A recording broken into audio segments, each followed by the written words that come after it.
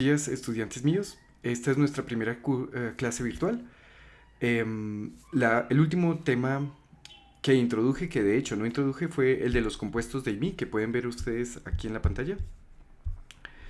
Esta es una lección interesante, hay un montón de cosas para decir, así que no voy a perder más el tiempo.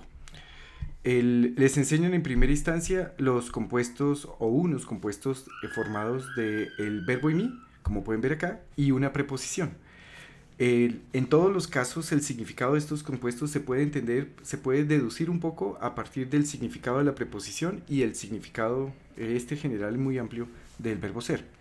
La preposición apo, que es la que sirve para formar el compuesto apemi, significa de o desde, corresponde a la preposición ap del latín. Apemi significa estar ausente, no estar presente, de la misma manera que absum en latín significa estar ausente. Por el contrario, la preposición para significa junto, y es por ello que paremi significa estar junto, es decir, estar presente, y corresponde al latín atsum. Ya había pensado hacer este chiste, pero la idea es así de simple. Apemi y paremi. Después tenemos el verbo enimi, les dicen que significa estar en, y noten que en este caso es más que claro que el significado del verbo proviene del significado de la preposición más el verbo ser. El verbo meteimi está formado por la preposición meta, que es una preposición con unos significados, con un significado muy amplio, como pueden ver acá. Miren, voy a buscar la preposición meta en el diccionario.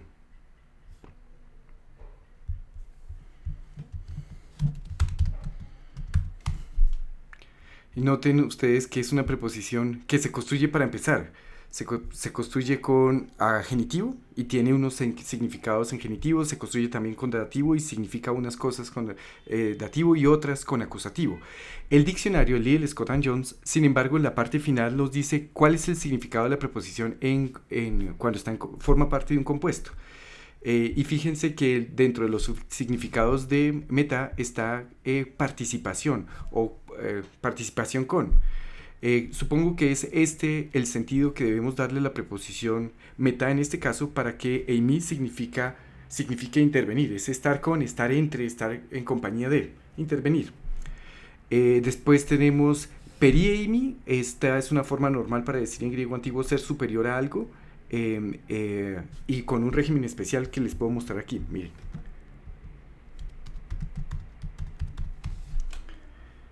Este es nuestro verbo.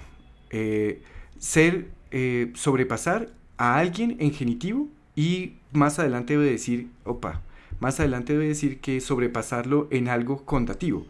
El régimen del verbo entonces es ser superior a algo en genitivo, y por algo, por una razón, y es dativo de causa, lo que llaman aquí dativo de cosa. En algo, ese algo va en dativo. Eso a propósito del régimen de perieimi. Proseimi es estar cerca, porque proses significa junto o delante. Suneimi es estar en compañía de. Syn es la preposición cum del latín. En griego syn se construye con dativo, en latín ustedes saben cum se construye con ablativo. Y por último, hupeimi, que significa estar debajo, porque hupo significa debajo, y esta palabra está en un montón de palabras en español como hipoglicemia y demás. Después el libro les dice algo que hay que tomar cum grano salis, y es que hay unas formas compuestos, llaman así Berenguer, impersonales del verbo imi. Y quiero decir que esto hay que tomarlo con cuidado, porque en el mundo de clásicas llaman impersonal a dos cosas muy distintas. En el mundo de clásicas se llaman impersonales a los verbos que forman oraciones que no tienen ni siquiera sujeto gramatical. En español hay un ejemplo muy claro, que es este de hay malos gérmenes. En la oración hay malos gérmenes, como ustedes saben, en nuestra lengua, en español, no hay sujeto. Y por eso no hay concordancia. Malos gérmenes está en plural y ahí está en singular, porque malos gérmenes no es el sujeto de esta oración, y esta oración no tiene sujeto. El verbo haber, entre otras cosas, sirve para denotar existencia, y cuando eso pasa, forma en español unas oraciones sin sujeto. Es muy normal en clásicas llamar impersonales a las oraciones en las que no hay ni siquiera sujeto gramatical. En griego antiguo hay unas cuantas construcciones así. Una que se me ocurre son los verbos, este verbo, el verbo melo. Melei es un verbo que significa interesar, importar. Y tiene en especial que se construye con este régimen, que es la persona a la que le importa se escribe en dativo y aquello que le importa se construye con genitivo. Entonces, a mí me importa el amor se diría melei moi. Perdón, melei moi tu erotos. En este caso, tu erotos está en genitivo, erotos es el genitivo de eros, y es tan genitivo porque, como les dije hace un momento, melei, que significa importar, lleva un genitivo de aquella cosa que le importa a alguien, y la persona a la que le importa se va en dativo. Este, como ustedes ya saben, es el dativo de ego. Ego en dativo es moi. En esta oración no hay sujeto gramatical en absoluto. Vuelvo a decir, en clásicas llaman impersonales a las oraciones en las que no es posible identificar, no hay sujeto. Y estas serían ejemplos, uno en español y uno en griego, de oraciones donde no hay sujeto, pero también en clásicas se llaman impersonales a las oraciones cuyo sujeto no es una persona. Y entonces, y es en este segundo sentido, este sería como el segundo sentido de impersonal, llamamos impersonales a las oraciones cuyo sujeto no es persona. Y como ejemplos de estos, en griego es normal dar estos. Existi es una forma muy normal de decir es lícito o es posible, y entonces uno puede decir en griego antiguo esto. Legein existi, esto significa es posible o es lícito. Y tanto en griego como en español, lo lógico es considerar que el infinitivo, es decir, este en griego y este en español, son el sujeto del verbo. Legein, sin duda, es el sujeto de la oración legein existi. Entonces noten ustedes que a esto se le llama impersonal, pero no porque no tenga sujeto, sino porque su sujeto no es una persona. Este segundo criterio de lo que se considera impersonal, a mi juicio, es como absurdo, porque si consideramos que si llamamos impersonales a las oraciones cuyo sujeto no es una persona, tendríamos que decir que también es impersonal esta oración. El gato me mordió. Y tendríamos que decir que esta oración es impersonal porque las personas sensatas no consideramos que los gatos sean personas. No quería sino decirles que hay esta ambigüedad, y es que en el mundo de las clásicas se llaman impersonales a dos tipos distintos de oraciones. Lo digo por última vez. Llaman impersonales a las oraciones que no tienen sujeto en absoluto, como estas, pero también llaman impersonales a las oraciones cuyo sujeto es una oración de infinitivo. Y todos estos verbos que tienen acá, enesti, existi, paresti, son impersonales en ese segundo sentido. También deben saber que esto que nos dice Berenguer Amenoz está bien, pero no es del todo cierto. La verdad es que enesti no necesariamente significa es posible y existi necesariamente es lícito. Se los puedo mostrar. Si uno busca el primero, que era enesti, enemi, ahí está. Nos dice que significa estar en, pero por aquí más adelante debe decir que tiene un uso impersonal. Recuerden, impersonal es el segundo sentido, y nos dice que significa más bien está en el poder de alguien, que se expresaría en dativo. Ukenesti nos dicen por acá, estoy viendo acá, ukenesti lo podemos entender como no es posible. Y en ese caso, uno diría que Berenguer tiene razón, pero noten que no es tan fácil, que no es simplemente que signifiquen ser posible y ya. Voy con el siguiente. Existi. Este tiene especial que es el único que el diccionario Liddell Scott & Jones introduce como si fuera una forma especial.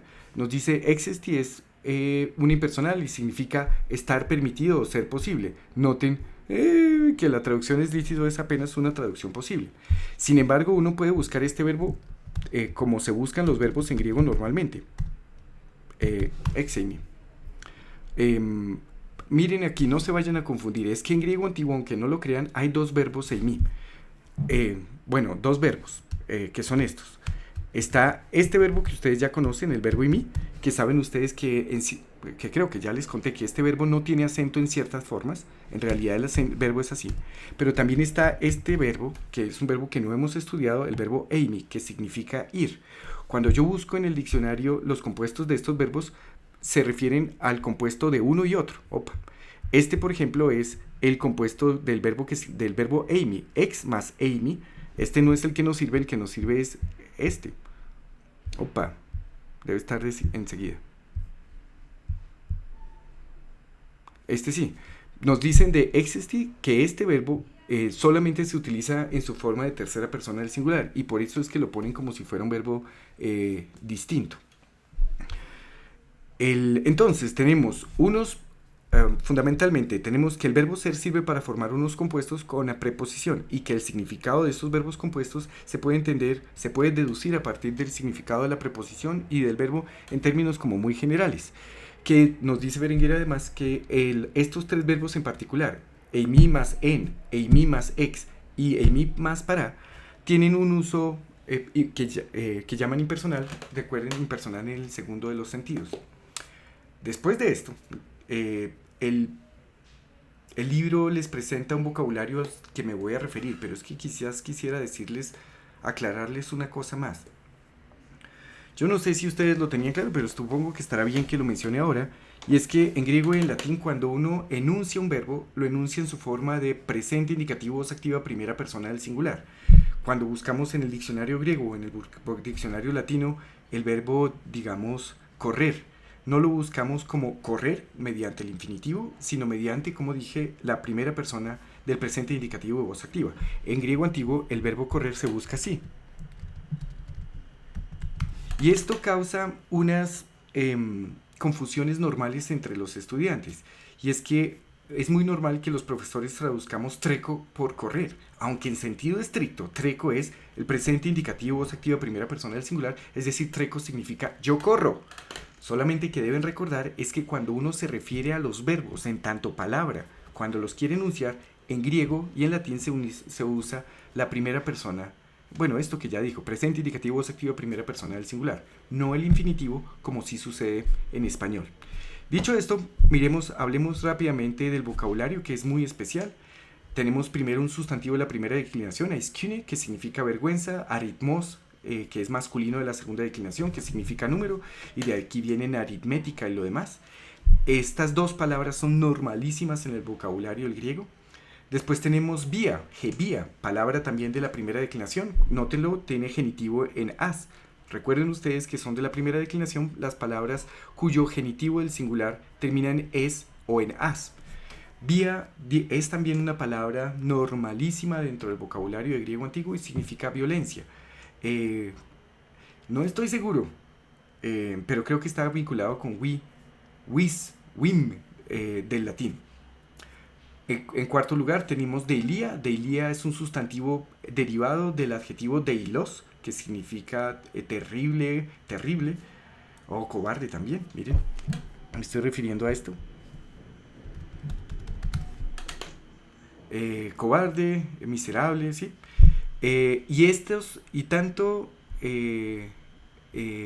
Tanto deilia como el adjetivo deilos provienen del sustantivo deos, que se declina tal cual como genos, es decir, es un neutro de la tercera declinación que significa temor.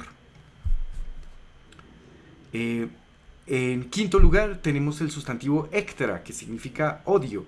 Está derivado del adjetivo ectros, que significa enemigo. También es palabra de la primera declinación. Como último sustantivo en esta columna del vocabulario tenemos kairos, que significa momento oportuno u ocasión. Como pueden ver, es un sustantivo de la segunda declinación. De kairos tenemos palabras, y es que me parece que en el mundo de la gramática se habla de el tiempo kairótico o algo así. Es una palabra, un adjetivo que derivan de kairos, que significa momento oportuno. También es palabra de uso como rianti. Todas estas palabras del vocabulario las debe saber cualquier persona que sepa griego. Cálamos significa caña. En español tenemos la palabra cálamo, que proviene de aquí. No es una palabra que ocurre 1000 veces en el corpus, y si quieren olvidar una de este vocabulario, olviden esta. Después tenemos aldea, es una palabra que utilizamos de hecho como paradigma cuando hablamos del segundo subgrupo de primera declinación.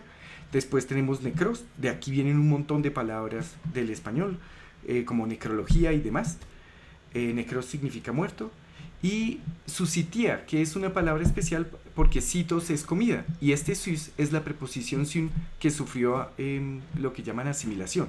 La preposición es sun, pero por estar seguida de una sigma, esta ni final de sun se vuelve sigma. Susitía es comida en común, susitía viene de comer con, comer conjuntamente.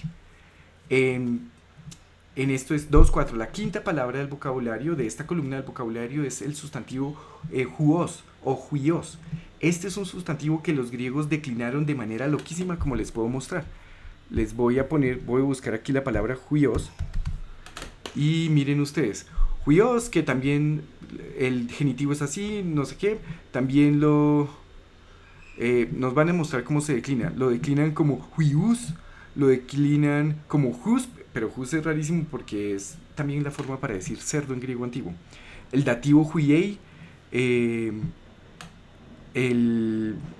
noten, todas estas son formas como se declina la palabra huios en distintos dialectos y en distintas ciudades. Es variadísimo. Y entiende uno que la cuestión es que las palabras de uso más frecuente, como huios, son palabras que difícilmente se regularizan y se vuelven simples. Estén advertidos al respecto. La forma normal que yo la conozco no es huos, sino huios con una iota después de la y. Y por último tenemos el nombre de un pájaro, otis. Otis otidos, y es una palabra que pues esa tienen derecho a no aprendérsela. Yo ni siquiera sabía bien que era una butarda en español, pero la busqué por acá. Miren. No, esto es algo que ahí tienen ustedes una butarda para que vean que las clases virtuales tienen sus ventajas, que pueden ver. Una bella butarda. Y supongo que es una ave que no es de América.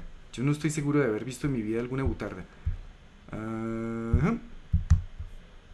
No hace clic. Bueno, creo que es que no tengo muy buena conexión a internet en este momento. Tenemos ya para terminar el vocabulario ei, que es una palabra al que me referiré ahora cuando corrija los ejercicios. Después tenemos eite, que es como una expresión que suele acompañar las expresiones de deseo, es decir, las oraciones cuyo verbo va en optativo. Tenemos la preposición para. La central de para es que significa junto. Para significa junto. Perdón, voy a escribir en griego. Para significa junto. Y puede ir acompañada por acusativo y entonces significa hacia junto. Para más acusativo da la idea de dirigirse en una dirección junto a alguien, a donde alguien. Para más genitivo significa alejarse, puede construirse con genitivo, y entonces con genitivo significa alejarse de junto de alguien, y finalmente para más dativo significa estar junto a alguien. Y esto es así porque el acusativo, el genitivo y el dativo por sí solo tienen ya una indicación de lugar. Esto es algo que yo puedo explicar, pero me queda mucho más fácil con tablero. Los prometo explicarlo bien en un momento, en una clase venidera pronto. Voy a tener un tablero quizás detrás de mí para poder escribir algunas cosas en el tablero, pero lo fundamental es esto. Hay un valor circunstancial del acusativo que da idea de dirección hacia la cual, y del genitivo que da idea de dirección desde la cual o separándose de la cual.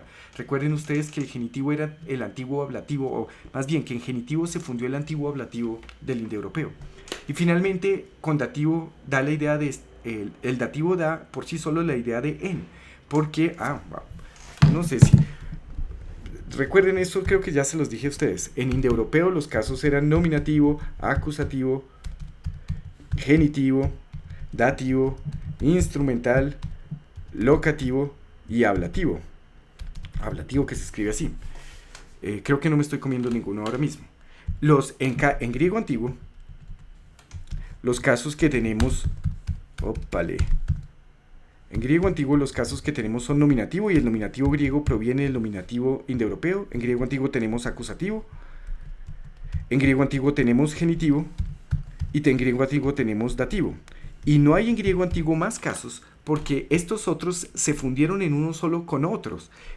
Me explico. En griego antiguo pasó que el genitivo y el ablativo se fundieron en uno solo, que dan lugar al genitivo del griego. Si pudiera poner una flechita sin demorarme demasiado, lo voy a poner. Pongamos una línea. Lo que les estoy intentando decir es que en griego antiguo estos dos Ay, no, todo es horrible. Es difícil escribir. Voy a hacerlo con el cursor. Genitivo y ablativo se fundieron en una sola cosa, y es por ello que el genitivo se utiliza en griego antiguo para indicar el lugar a partir del cual algo se aleja, dado que, como dije, en griego antiguo el genitivo es el producto de la fusión tanto de genitivo como de ablativo. Y el dativo es producto de la fusión de estos tres, dativo, instrumental y locativo. Y es por ello que el instrumento se expresa en griego antiguo con dativo. Y es por ello que el lugar en el cual se expresa en griego antiguo en dativo. Recuerden, estos tres se fundieron en griego antiguo, dativo, instrumental y locativo, en lo que es dativo. La preposición para significa junto. Para más dativo significará estar junto a alguien, con idea de lugar en el cual. Supongo que no me quedó muy bien explicado, pero dejémoslo por ahora de este tamaño. Ukun es, dice el Berenguer, es una conjunción y uno estaría como de acuerdo, aunque también lo podría llamar un adverbio. Ukun tiene esto de especial. Puede aparecer en oraciones interrogativas y cuando sucede, entonces sirve para introducir preguntas cuya respuesta se espera que sea positiva. Por ejemplo, si yo pregunto, ¿verdad que quieres un tinto? Noten que la forma en que yo estoy introduciendo la pregunta sugiere que yo espero que la respuesta sea positiva. Para eso se utiliza ukun en oraciones interrogativas. Pero ukun también se utiliza en oraciones afirmativas y cuando eso es así, ukun sirve simplemente como para enfatizar que algo sucede de verdad, realmente. El diccionario señala que es más bien un adverbio y no una conjunción. Y ahora miremos los ejercicios que ustedes debían hacer de tarea. Les pedí que hicieran estos y que hicieran estos. Hay muchas cosas interesantes para decir. He señalado los que voy a corregir en rojo y empecemos. El primero es así. Paresto gemin hokerux. Lo primero que hay que ver es que paresto es aquí el verbo. Es un compuesto del verbo imi. Este paresto que tienen ustedes aquí es la preposición para seguida de esto.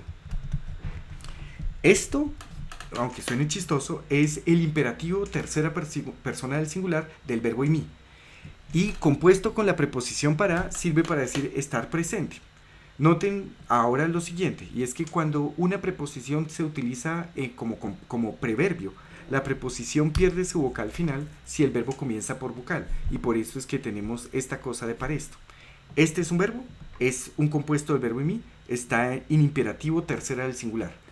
El verbo parimi significa presentarse, estar presente o estar junto a alguien y ese alguien se expresa en dativo. Y eso explica por qué el gemin, que es como se dice en griego antiguo nosotros, que está en dativo. El sujeto de esta oración es hokerux. Para los hablantes de español este tipo de oraciones es problemática porque en español no tenemos formas propias del imperativo para tercera persona del singular. Sepan, sin embargo, que los imperativos de tercera persona del singular se usan para dar una orden a una tercera persona interpósita persona, es decir, a través de alguien. Como cuando yo digo a mis hijos, yo le digo a Elena, por ejemplo, que Odiseo suba. Elena, que Odiseo suba. Yo le estoy dando una orden a Odiseo a través de Elena. En español expresamos esas órdenes a la tercera persona precediendo todo con un que Odiseo suba. Y así lo hacemos porque en realidad, por lo menos en algún momento, aquí había un verbo principal que después dejamos sin expresar. Algo así como ordeno que Odiseo suba. Perdone, ordeno que Odiseo suba. Este ejercicio, disculpen, dicho todo lo anterior, entonces se podría traducir como que el heraldo se presente a nosotros, o que el heraldo venga, que se presente junto a nosotros. El siguiente ejercicio que quisiera que miráramos es el número 3. El número 3 dice así: Teibiai proseisin ectra tekai kyndinoi. Lo fundamental entonces aquí es lo siguiente. Este es un compuesto del verbo ser. Este señorito es el verbo ser en presente de indicativo voz activa, tercera persona del plural. Pero está compuesto con la preposición pros. Y miren ustedes lo que señala el diccionario de este compuesto de mi. Proseimi. Proseimi significa acercarse. Pero esperen, es que este es el de eimi, que significa ir. Entonces volvamos acá. Proximi significa estar añadido a. estar añadido a o adicionarse a. Y este es el sentido, y aquí el diccionario les está diciendo que se construye con dativo.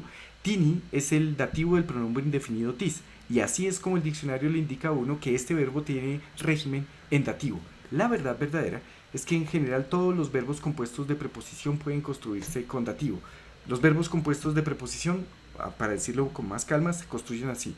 Pueden construirse con el régimen del verbo original, pueden construirse con el régimen de la preposición o también de manera general pueden construirse con dativo. Y es algo que uno no puede saber como una regla real para todos los verbos y que lo obliga a uno a mirar el diccionario y ver, consultar el régimen. Próximi se construye con dativo y significa estar añadido a. Dicho esto, entonces noten lo siguiente.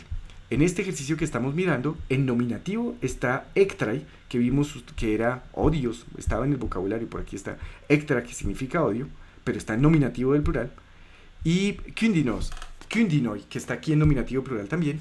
Kyndinoi es el nominativo plural del sustantivo kyndinos, que significa peligro. El sujeto es un sintagma nominal formado por dos sustantivos, el sustantivo ectrai, coordinado al sustantivo kyndinoi por kai.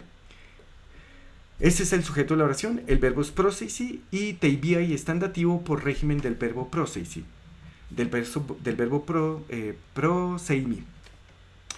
Hay una última cosa para explicarles que es la presencia de este te. Esto es lo que yo llamo la ley de la lonchera y antes creo que ya se los había explicado. La idea es así. Cuando Sócrates era pequeño, la mamá le mandaba en la lonchera un plátano,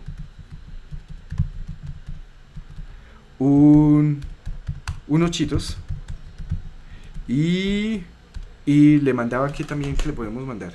Le mandaba un plátano, unos chitos y para que las onces queden ricos toca un jugo, ¿sí? Y un jugo. En español, lo normal es que cuando enumeramos dos o más cosas ponemos conjunción solo entre los dos últimos elementos. Esta sería la usanza española. La mamá le mandaba a Sócrates en la lonchera un plátano, unos chitos y un jugo. Sin embargo, en griego antiguo, cuando se enumeran dos o más cosas, es muy frecuente que se ponga conjunción entre todos los elementos e incluso delante del primer miembro. En griego antiguo se diría Sócrates le mandaba... la mamá le mandaba a Sócrates en la lonchera y un plátano y unos chitos y un jugo. Si reemplazo estos sis por kai, entonces en griego antiguo sería la mamá le mandaba a Sócrates en la lonchera kai un plátano, kai unos chitos, kai un jugo.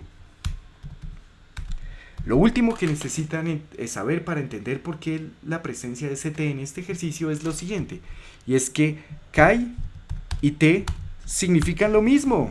Son las formas de decir y, solamente que te es enclítica.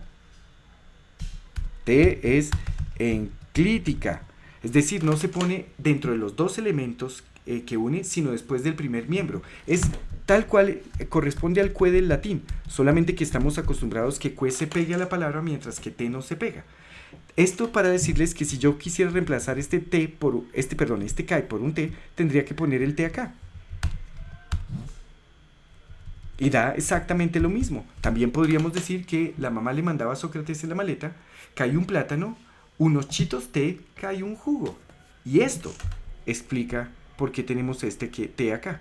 Se están uniendo dos sustantivos, ectra, kai, kyndinoi, pero además se está poniendo conjunción delante incluso del primer miembro, como pusimos acá. Delante del primer miembro se pone conjunción. Solamente que no se utilizó kai sino te. Si hubiera utilizado kai, el autor de esta oración o la autora habría puesto el kai en este punto. Teibie prose sin ectra te kai kyndinoi significa odios y peligros se añaden a la violencia. Y es pues un lugar común y fácil de entender. Si uno es violento, pues hay problemas. Así es simple. ¿Sí? Bueno, la siguiente oración que quisiera considerar con ustedes es la número 4. En griego antiguo esta oración número 4 es así. Uk exen en sparte tois deilois tei susitiai meteinai. Empecemos entonces con los pasos acostumbrados. Paso número 1, tranquilizarse. Paso número 2, morfología. Adverbio de negación. Este es el imperfecto del compuesto de mi, ex y mi, imperfecto en tercera del singular. En es la preposición que significa en y que se construye en dativo, es parte y es el nombre de la ciudad y está en dativo el singular, noten ustedes la iota suscrita. Tois deilois es el adjetivo deilos, que significaba cobarde, en dativo y precedido de su artículo. Tois deilois está en dativo del plural masculino o neutro, debe ser aquí masculino. Y finalmente, tei susitiai es el sustantivo susitia, que les enseñaron en el vocabulario esta vez, que significa comida acompañada, como se llama, banquete. Está también en dativo. Por último, tenemos meteinai, que es el infinitivo. Meteinai es el infinitivo de eimi. Noten ustedes, el infinitivo del verbo ser es einai y aquí está compuesto con la preposición meta. El sentido que tenemos para este verbo es el que les enseñó el libro esta vez. Meteimi lo ponen aquí como intervenir o participar. Y entonces, y es un verbo que se puede construir también con dativo, participar de algo con dativo o estar, como más lo pone el diccionario, a ver. Meteimi. No el de ir, sino el de ser. Y entonces estar entre, tener participación en o algo así. Estar entre. No sé cómo se diga. La sintaxis de esta oración, a ver si encuentro nuestro ejercicio. La sintaxis de este ejercicio será así. Tenemos dos verbos, exen y meteinai. Dado que este meteinai es un infinitivo, debe ser el verbo de una oración subordinada. El verbo principal debe ser exen. Exen, que significa, como vieron, ser posible o ser lícito. Este es tan imperfecto, total que es no era lícito. Y lo que no era lícito, el sujeto de este exen, es la oración de infinitivo. No era lícito participar del banquete. ¿Y para quién no era lícito participar en el banquete? Para los cobardes. La sintaxis entonces es así. Exen, ser lícito, puede ir acompañado de un dativo. Ser lícito para alguien y ese alguien se expresa en dativo y eso explica tois deilois que tenemos aquí. No era lícito para los cobardes participar del banquete. ¿Y participar del banquete dónde? En Esparta. No es una oración simple y la dificultad es que tenemos varios complementos de régimen. Tois deilois, como dije hace un momento, es régimen de exen, mientras que tei susitiai es régimen de meteinai, del infinitivo. Eso a propósito del ejercicio número 4. Pasemos ahora al ejercicio número 6. El ejercicio número 6 dice así: uc enesti ton tois ponerois a ei sunonta agaton einai. Y hagamos los pasos. Paso número 1, tranquilizarse. Paso número 2, morfología. Adverbio negación. Enesti, que es el verbo ser en tercera del singular con la preposición con la preposición en. Después tenemos el artículo en acusativo singular masculino, artículo en dativo plural masculino o neutro, ponerois, que es el adjetivo poneros, que significa malvado, también en dativo del plural, el adverbio aei, que significa siempre, y después de esto, sunonta. Sunonta es el participio del verbo ser. Esto ustedes lo aprendieron hace unas clases, y es que el participio del verbo ser es así, on, y en acusativo singular masculino es onta, con la preposición sun sería así. Sunonta es participio del verbo suneimi en acusativo singular masculino o también nominativo o acusativo plural neutro. Yo asumo aquí que aquí es acusativo singular masculino por una razón muy simple, y es que está precedido del artículo ton. Yo creo entonces que tenemos un participio sustantivado, sunonta está sustantivado, y digo porque no está concordando con ningún sustantivo en género, número y caso, por eso sé que está sustantivado, y va acompañado del artículo. Ya saben ustedes que los participios sustantivados es viable traducirlos al español mediante una oración de relativo. Para terminar tenemos agatón, el adjetivo agatos en acusativo singular masculino o nominativo acusativo plural neutro, nominativo acusativo singular neutro, y finalmente el infinitivo del verbo ser. Sin duda, el verbo principal es enesti, que significa, según lo vieron por aquí, o nos pide que es posible. Significa ser posible. Lo que no es posible es normalmente una oración de infinitivo. Saben ustedes además que las oraciones de infinitivo tienen sujeto en acusativo, y yo creo que el sujeto de acusativo de este einai es ton sunonta. Sunonta, que es el participio del verbo ser, se construye con dativo, dado que la preposición sun rige dativo, y esto explicaría por qué tois ponerois está en dativo. A ver si hago una traducción que les permita terminar de entender cómo veo la sintaxis de esta oración griega. Sería así: no es posible que el que está con los malos siempre sea bueno. A ver si hago una segunda traducción mejor. No es posible que la persona que está siempre con los malos sea buena. Y noten ustedes que yo estoy traduciendo este einai mediante una oración de qué, una oración sustantiva de qué, porque recuerden ustedes que el griego permite oraciones de infinitivo con sujeto en el acusativo, pero el español no. Y que cuando en griego tenemos una oración de infinitivo con sujeto en acusativo, obligatoriamente tenemos que pensar eso en español mediante una oración sustantiva de qué. Mi traducción de esta oración será, vuelvo a decirlo acá, ¿la podemos copiar? No, sin copiarla. Mi traducción de esa oración la voy a poner por acá. Será: no es posible que el que está siempre con los malos sea bueno. Esa es la traducción correcta de esta oración. Pasemos ahora al número 7. Yo pues he trabajado ya harto en este video. Digo que es un video más bien largo y todavía me falta un montón. Total que lo que voy a hacer es terminar de corregir estos ejercicios e interrumpir el video y descansar un poco para terminar de hacer esta lección virtual. Les puedo poner a ustedes un poquito de música o algo así para que no sea tan aburrido. Bueno, pero ahora no. La oración 8 dice así: Ukun o Alexandre utu amnonos alatu pilipu huion on tois necrois sunei. Esta es una oración interesante por varias razones. Una es que es un texto griego real adaptado para estudiantes. El texto griego real es este que les encontré acá. Es de un sofista de nombre Luciano, de un texto que se conoce como Dialogi Mortuorum, y el texto de donde adaptó Berenguer la oración es este. En el griego, el texto original dice así: Nunmen o Alexandre ucan exarnos genoio meuk emos huios einai ugarant tetnekeis amnonos geon. Y creo que esto se puede traducir así: ahora, Alejandro, no negarías que eres hijo mío. Aquí hay una doble negación porque el griego antiguo tiene unas negaciones enfáticas que llaman expletiva en estos casos. No negarías es esta parte, y no negarías que eres hijo mío es esta parte.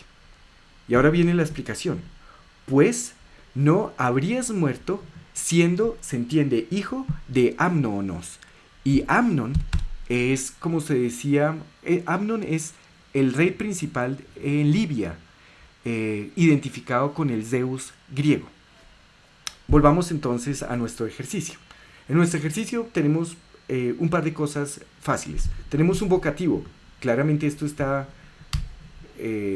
bueno, este es el vocativo de Alejandro Magno. Esta es una oración afirmativa y está introducida por ukun. Recuerden que, como les dije, ukun sirve para hacer un énfasis en la veracidad de una oración cuando la oración es afirmativa. Entonces esto es algo así como ciertamente. Y ahora, el verbo principal de la oración es sunei. Sunei es el verbo ser conjugado en segunda persona del singular. El verbo ser, recuerden, se conjuga así: ego, eimi, su, ei. Ei es como se dice en griego antiguo eres. Y este ei, y por supuesto, aquí no tenemos simplemente el verbo ser, sino el verbo ser compuesto con la preposición con la preposición sun, que significa con. Sunei significa estar con. Y entonces la oración, lo central de la oración es: realmente estás con los muertos. Noten ustedes que tois necrois está en dativo, y está en dativo porque el verbo suneimi se construye con dativo. Ciertamente estás con los muertos. El sujeto, recuérdenlo, es un sí, un tú subentendido. Y concordando con ese sujeto tenemos el participio del verbo ser. Este participio es simplemente un predicativo. Em, los predicativos, cuando son predicativos al sujeto o al complemento directo, como ustedes ya saben, pueden traducirse mediante gerundios. Y por eso voy a traducir la oración así. Ciertamente, no siendo hijo de Amnon, sino hijo de Felipe, estás ahora con los muertos. La idea es que tú, Alejandro, si fueras hijo de un dios, no habrías podido morir, pero como moriste, entonces se entiende que no eres hijo de un dios, sino hijo de un mortal, de Filipio, rey de Macedonia. Es una oración también complicada. A ver si hago un último análisis que les permita entender mejor. Verbo principal, sunei. Sujeto, tú. Este sunei se construye con dativo y esto explica tois necrois. Estás en compañía de los muertos, estás con los muertos. El sujeto además lleva un predicativo, que es el participio del verbo ser, siendo. Y siendo tiene como predicado nominal huios, siendo hijo. Y este adjetivo hijo, perdón, este sustantivo hijo va acompañado de dos complementos de nombre, que es tú, Amnonos, de Menón, sino de Filipo. Ciertamente, no siendo hijo de Amnon, sino de Felipe, estás ahora con los muertos. No sé cómo ayudarles a entender mejor esta oración. Espero que lo hayan comprendido. La oración 9 es requete interesante. Y es tan interesante que voy a parar un momento el video. Si aprendo a hacerlo. Para descansar.